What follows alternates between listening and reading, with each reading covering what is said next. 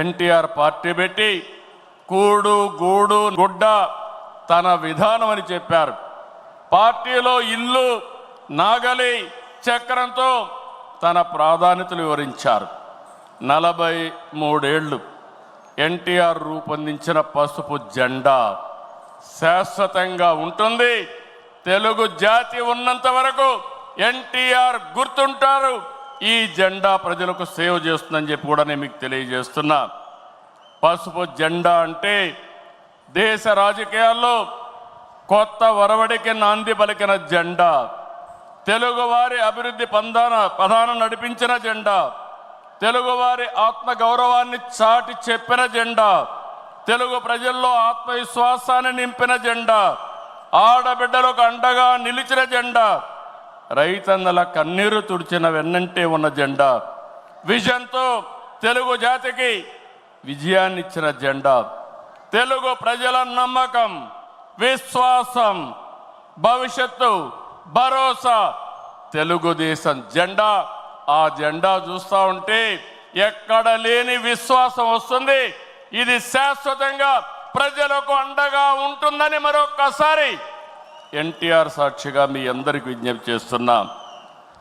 సంక్షేమం, అభివృద్ధి, సుపరిపాలనతో కొత్త వరుడికి శ్రీకారం చుట్టిన వ్యక్తి ఎన్టీఆర్.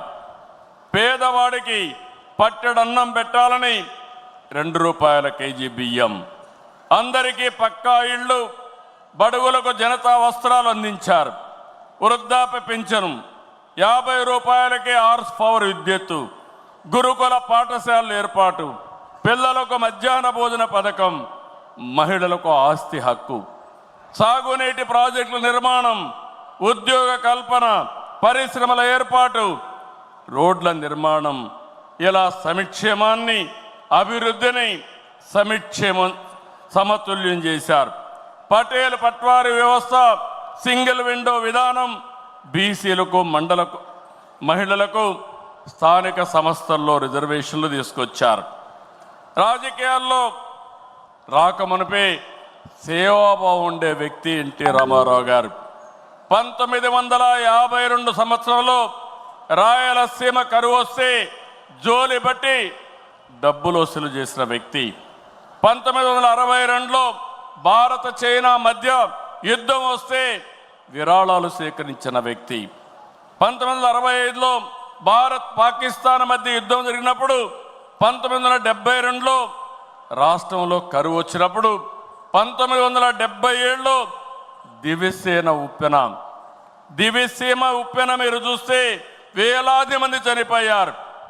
అలాంటి సమయంలో నేనుంటానని చెప్పి అండగా నిలిచిన వ్యక్తి నందమూరి తారక రామారావు గారని చెప్పి నేను మీకు తెలియజేస్తున్నా.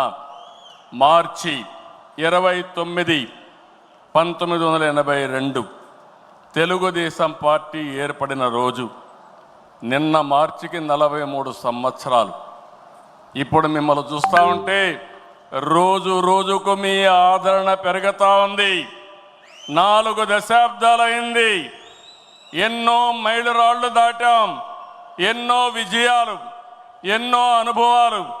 ఎన్టీఆర్ ఆశయాలు, సిద్ధాంతాలని ముందుకు తీసుకెళ్తున్నాం. ఆయన స్ఫూర్తితోనే సంక్షేమానికి, సంస్కరణలు, అభివృద్ధికి పెద్దపీట వేస్తున్నాం. 2024 ప్రజలిచ్చిన తీర్పు, విధ్వంసం నుంచి అభివృద్ధి వైపు ముందుకు పోతున్నాం. పేదరికం లేని సమాజం కోసం మన నాయకుడు తప్పించారు. ఆయన ఆశయం కోసం నేను ఒకటే ఆలోచించాను, శాశ్వతంగా జీరో పావర్టీ.